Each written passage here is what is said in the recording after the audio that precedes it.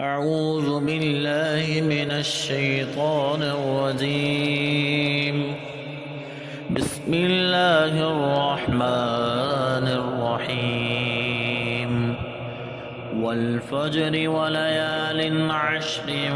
والشفع والوتر والليل إذا يسر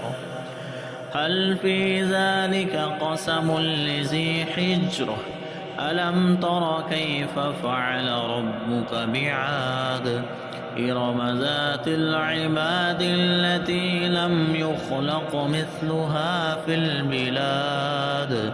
وثمود الذين جابوا الصخر بالواد وفرعون ذي الأوتاد الذين طغوا في البلاد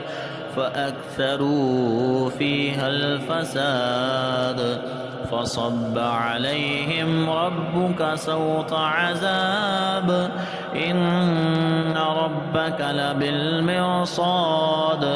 فأما الإنسان إذا ما ابتلاه ربه فأكرمه ونعمه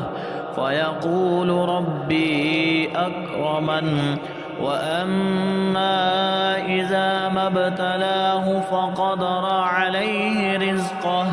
فيقول ربي أهانن كلا بل لا تكرمون اليتيم ولا تحاضون على طعام المسكين وتأكلون التراث أكلا لما وتحبون المال حبا جما كلا إذا دكت الأرض دكا دكا وجاء ربك والملك صفا صفا وجيء يومئذ بجهنم يومئذ يتذكر الإنسان وأنى له الذكرى